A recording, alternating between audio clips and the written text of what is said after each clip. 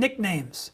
Those familiar or humorous substitute names we give people, places, or things.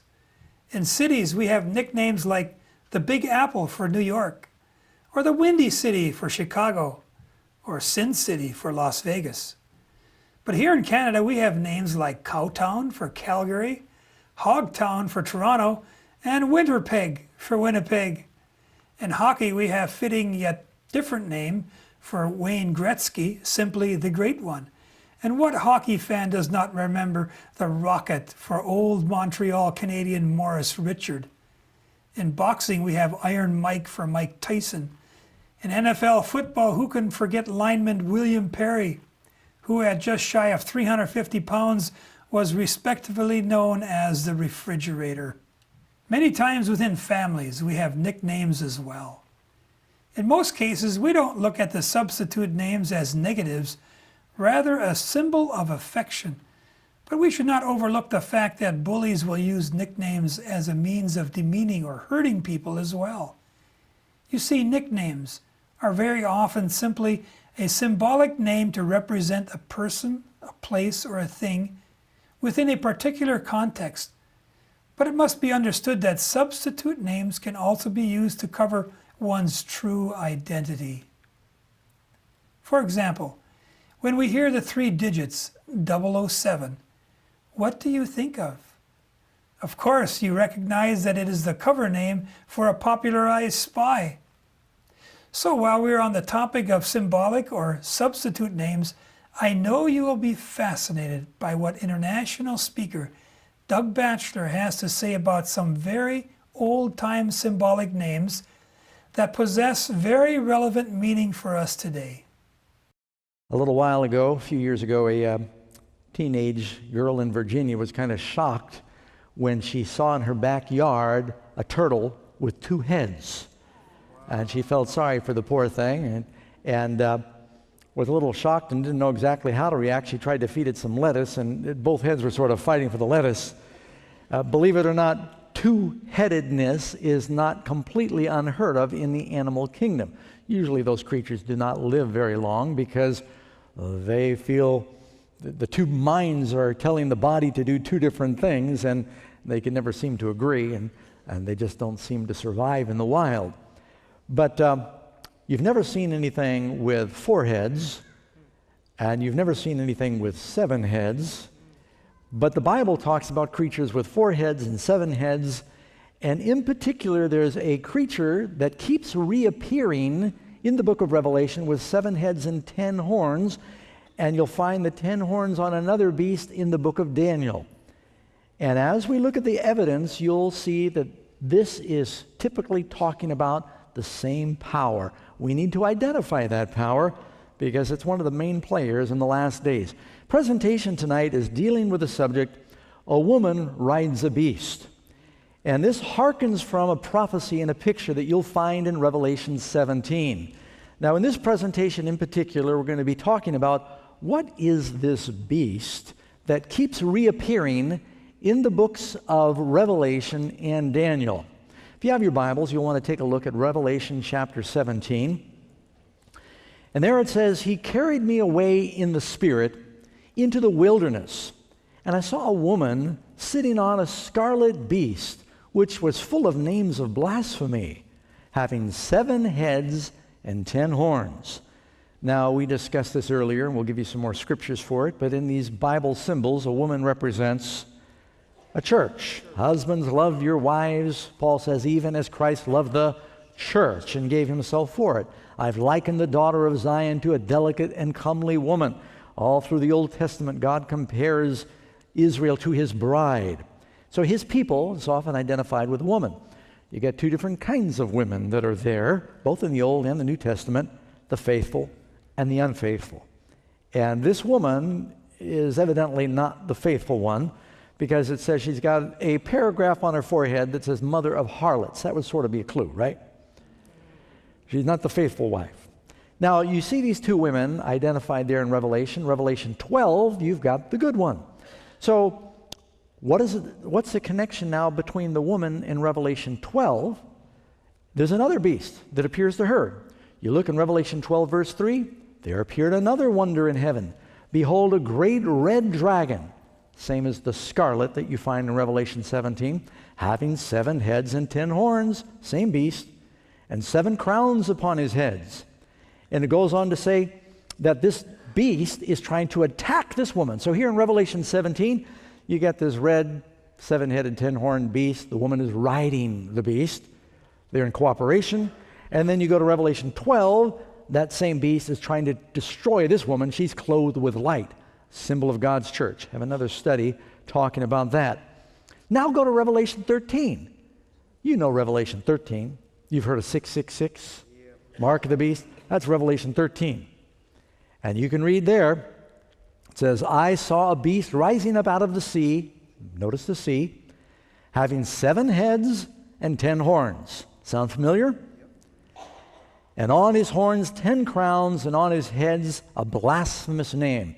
Blasphemy is when someone is degrading God by putting themselves in the place of God or claiming the prerogatives of God. And so you notice that the woman, names of blasphemy. Daniel 7 talks about this beast power as blasphemy. And here you see that creature again. Now, I just need to tell everybody straight up as nicely as I can that you want me to tell you the truth, right? Yeah. Paul asks a question. He said, am I your enemy because I tell you the truth? I hope you didn't come because you just want me to preach smooth things. You want to know, what does the Bible really say?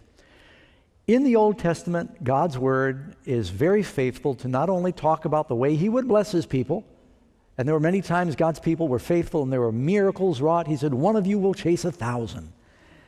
And then He said, you'll turn from me, you'll worship other gods. And He prophesied their unfaithfulness. And the word that God used, He said, you will go whoring after other gods.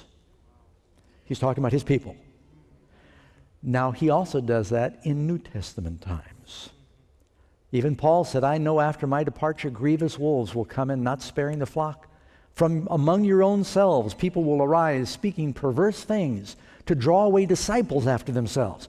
So even Paul predicted something's going to happen to the church. The devil is going to come after the church, and there's going to be major unfaithfulness. Well, I'm going to tell you right now, in Revelation chapter 13, it's not just one beast. Revelation chapter 13, there are 2 beasts. Did you know that? We always talk about the mark of the beast. Chapter actually has 2 beasts. You see in chapter 13, first few verses, talks about the first beast. Later on, you get to verse 11, it says, and then I saw a second beast. I'll tell you right now, I'm not talking about people. I'm talking about systems and areas where churches have been disobedient. And this has been foretold in prophecy. So you want me to keep going? Yeah. I want to be faithful. I want to be kind, but I don't want to mince words with you. So with that background, you've got this beast that keeps appearing, 7 heads, 10 horns.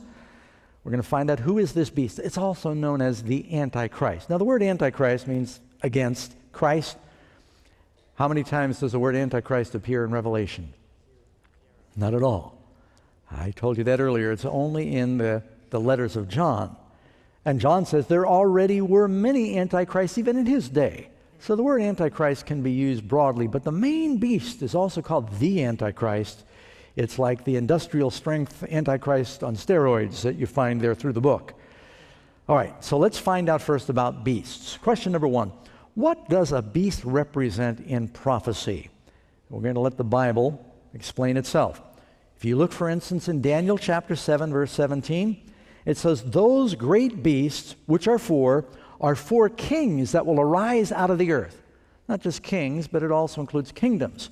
Those great beasts, which are 4, or the 4th beast rather, shall be the 4th kingdom. So you got its kings, its kingdoms, it's talking about powers. Look in Daniel 8, verse 20, and you'll see there where there's this vision of sheep and goats.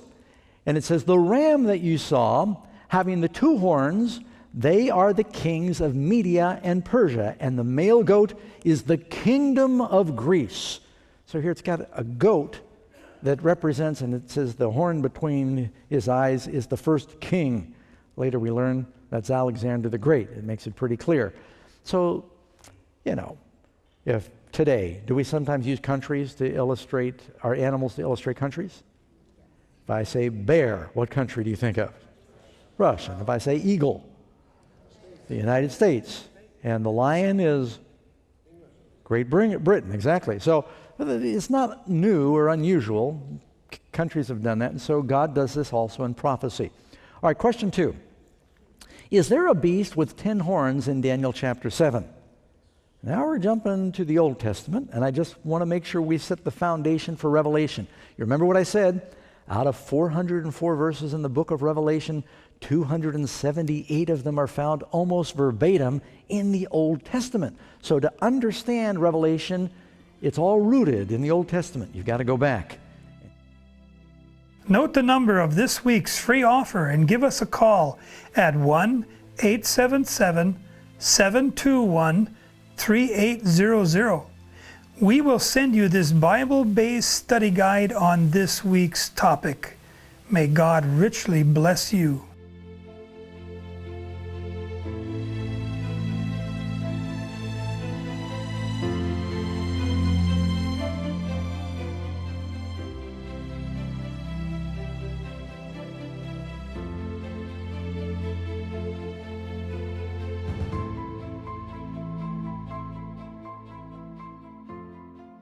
And Daniel and Revelation are partner books. Look in Daniel chapter 7, verse 2 and 3. Daniel says, "In my night vision, behold, the 4 winds of heaven were stirring upon the great sea." So it talks about these winds striving. "And 4 great beasts came up from the sea, each different from the one before." Matter of fact, I'm going to read several verses here in Daniel chapter 7. If you brought your Bible with you, you may want to join me and turn there real quick. Let's just take a look, for instance, verse 3, Daniel 7:3. "4 great beasts came up from the sea, each different from the other. The first was like a lion." Like a what? "First was like a lion, and it had eagle's wings. And I watched until the wings were plucked off, and it was lifted from the earth and made to stand on 2 feet like a man, and the man's heart was given to it. And suddenly another beast, a second, like a bear, and it was raised up on its side, and it had 3 ribs in its mouth between its teeth. And they said thus to it, Arise and devour much flesh. And after this I looked, and there was another like a leopard, which had on its back 4 wings of a bird. And the beast also had 4 heads." I told you, you can find a beast with 4 heads in the Bible. "And dominion was given to it." And then, now this is the beast that is the Antichrist. "And then, after this I saw in the night visions, behold, a 4th beast, strong and dreadful and terrible, exceedingly strong. It had huge iron teeth. It was devouring and breaking in pieces and trampling the residue with its feet. It was different from all the beasts that were before it, and it had 10 horns." That sound familiar? Yep. I just want to read a little further. Let's go to verse 8. "I was considering the horns, and then there came up another horn, a little one, coming up from among them, before whom 3 of the first horns were plucked up by the roots." You know, when you're young and a kid starts getting their grown-up teeth and starts pushing out the baby teeth, it's almost that kind of a picture that this little horn comes up, but it's pushing out 3 horns as it makes its way. And it says, "In this horn," don't miss this, "were the eyes like the eyes of a man, and a mouth speaking great, pompous words," or that can be interpreted blasphemous words. All right, and this final beast, Daniel really is worried about because it persecutes God's people.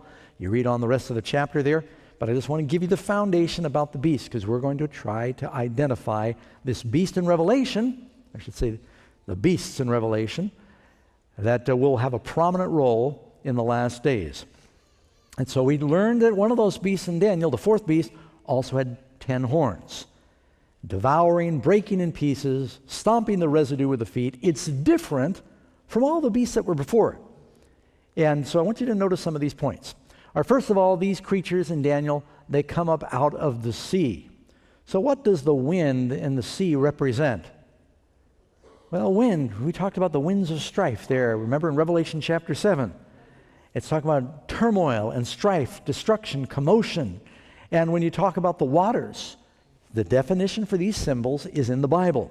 The angel told John in Revelation 17, verse 15, "The waters are peoples and multitudes and nations and tongues." It's talking about vast numbers of people. By the way, if you read in Daniel chapter 9, it says that the wicked power would come like a flood. Talking about a flood of army, a flood of people.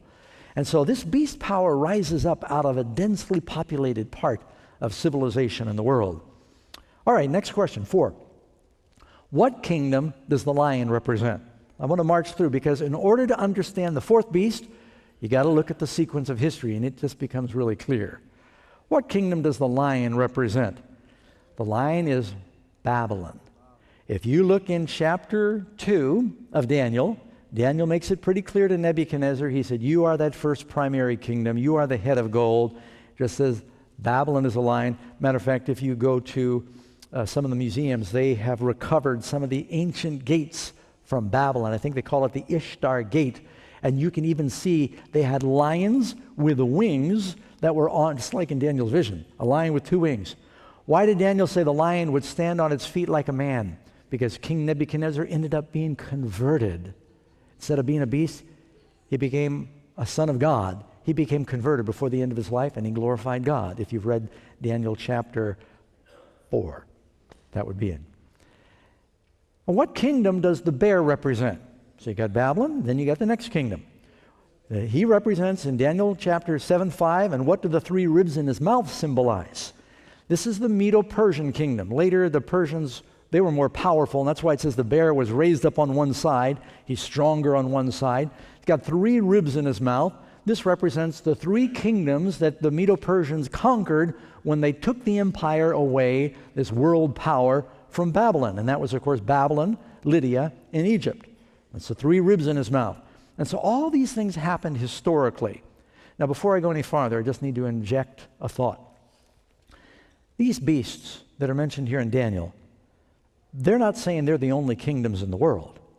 I mean, at the time that Babylon ruled, it was a vast world empire, and so was the Greeks, and so were the Persians. If you know your history, there were great empires, and the Incas in South America, and the Toltecs, and you had the Khmer Empire, and you had the Chinese, the Mongols, and there's other great empires.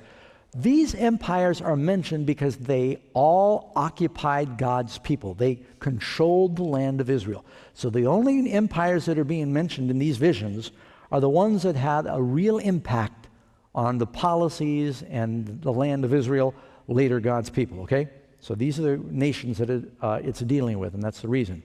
So what kingdom is represented by the leopard with 4 heads? What followed? The Persian kingdom.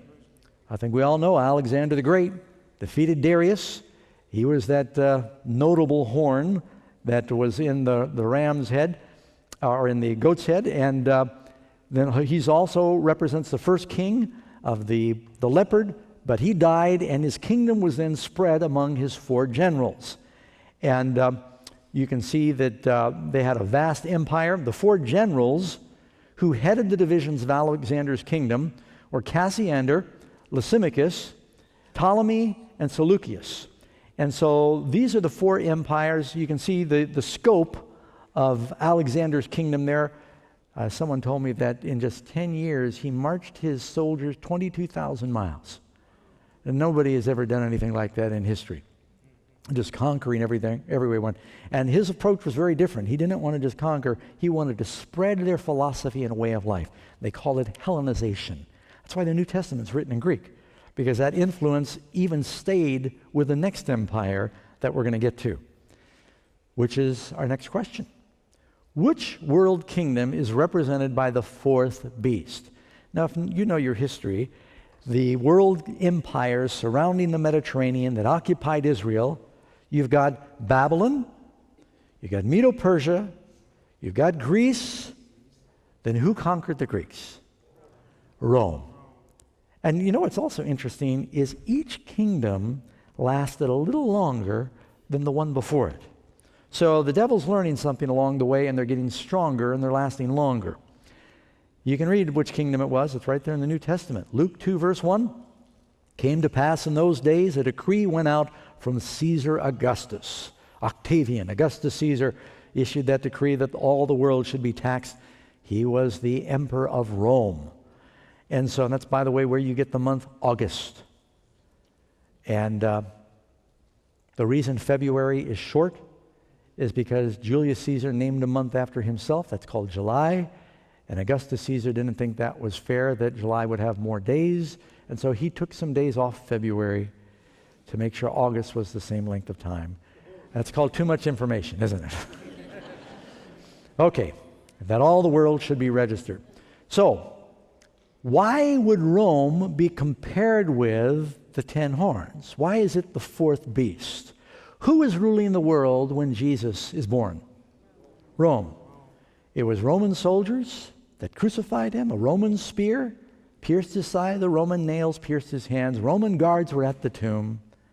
Rome was the principal power that was responsible at that time, and Rome was very involved in especially persecuting the early church, as you probably know from just your elementary school. You all heard about how they used to burn the Christians in the Colosseums. So the 10 horns which you saw, you read in Revelation 17:12, are 10 kings. What happened when Rome ruled by the Caesars, that's better known as pagan Rome, when it began to fall because the barbarian hordes were attacking different parts of their realm, they started losing control. They had plunged into so much decadence, they became preoccupied with entertainment. I don't know if you know that.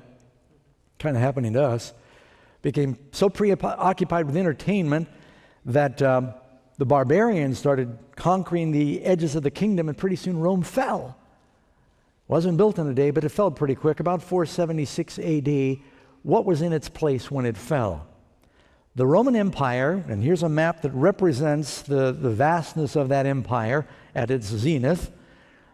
It then disintegrated, and it largely was in the northwestern territory. It fell into 10 divisions, the 10 branches of the Roman Empire. And this is a map with some of the ancient names of those divisions of the Roman Empire. You might know them by some of the modern names. You have the Alemanni. Any of you speak Spanish? How do you say German? Aleman, yeah. So you got the Alemanni were the German, the Franks were the French, the Anglo-Saxons were the English, the Suevi was Portugal, the Lombards, Italy, the Visigoths, Spain, and then you'll notice 3 that you don't hear from much anymore. We've got all the others are still there. You've got the Vandals, the Heruli, and the Ostrogoths. Now the Vandals were in North Africa. You ever heard of vandalism? They were a lot of Christians that spread through the Roman Empire, because even before Paul was dead, he said the gospel's gone to every creature. He meant throughout the Roman Empire. There were Christians all through North Africa. And when the Christians in Rome began to get involved in idolatry, the Christians in North Africa said, that's against the law, and they would deface the Roman gods. They called it vandalism. So whenever anybody in Rome broke the arms off, you ever seen Roman statues and they're missing an arm and their nose is back? A lot of that was done by vandals that said, this is idolatry. You're worshiping these Roman gods. But those kingdoms were later attacked. All right, so before I leave Daniel, I want you to notice something. For those of you who are Bible scholars, you'll notice that there are some similarities between Daniel 2, where there's this image outlining the kingdoms of the world. That prophecy is given in a great idol that is it's then destroyed. It's a great idol with a head of gold and arms of silver and a belly of bronze and legs of iron and feet of iron and clay. In the fourth beast, what kind of teeth did it have? Iron teeth. And in the toes, you get iron and clay, and there's 10 toes. And so you'll see that there is similarities. Right away, you'll notice between Daniel 2, Daniel 7, Revelation 13, Revelation 12, you're going to see that all of these things are talking about the same world powers that would impact God's kingdom in the last days. And so if you look now in question number 9, in the Daniel 7 prophecy, what happens next? It says, I started reading this to you, I considered the horns, and behold, there came up among them another little horn, and before whom 3 of the first horns were plucked up by the roots. So you get these 10 divisions of the Roman Empire, and it included the Vandals, the Heruli, and the Ostrogoths. But when this little horn power comes up, that speaks great words against the Most High, and wears out the saints of the Most High, and thinks to change times and laws, that power, when it comes up, it uproots 3. Make a note of that. We're going to show you historically how that was fulfilled. And behold, in this horn were the eyes like the eyes of a man, something different about this power, and a mouth speaking Pompous words are great things. So how is the beast in Revelation 13 now similar to the vision in Daniel chapter 7? It says, "Now the beast that I saw was like a leopard. His feet were like the feet of a bear, and his mouth was like the mouth of a lion." Now, did you see in Daniel 7 a lion, a bear, and a leopard? That means this beast is all built on the history of those former kingdoms. There's a connection here. You might notice that in Daniel, it says lion, bear, leopard. In Revelation, it says leopard, bear, lion. It's opposite. Why? Very simple, because Daniel is looking forward in his prophecy. John is now looking back. So you get the exact same sequence, too, from their perspective. And so it's talking about these powers that had occupied God's people and persecuted God's people in the Jewish history. And then there's a new power that was happening in Revelation right during the time when John wrote it. Rome was in power. John was a prisoner on the Isle of Patmos by the kingdom of Rome for his faith. And it says, in this beast, it says, his mouth was like the mouth of a lion. The dragon gave him his power, his throne, and great authority. Now, we all know that the dragon, of course, behind the dragon, you've got the devil, calls him the old serpent, the dragon. But the dragon was operating through the power of Rome. When it says the dragon tried to devour the man-child as soon as it was born, well, the Roman power, the devil used the Roman power to destroy Jesus, or try to destroy him when he was a baby. So the devil was working through Rome when Christ was crucified. The devil was using that kingdom to persecute Christianity. But it was a kingdom of pagan Rome. But pagan Rome then goes through a change when it falls.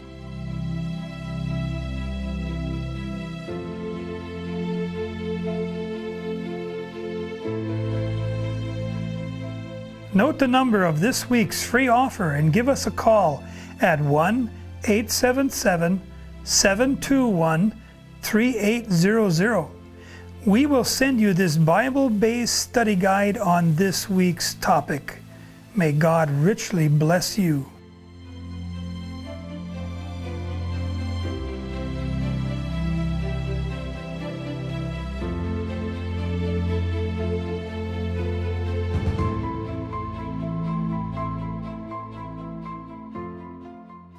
Amazing Facts Ministries would like to thank you for your generous support. Your tax-deductible donations can be made by calling us at 1-877-721-3800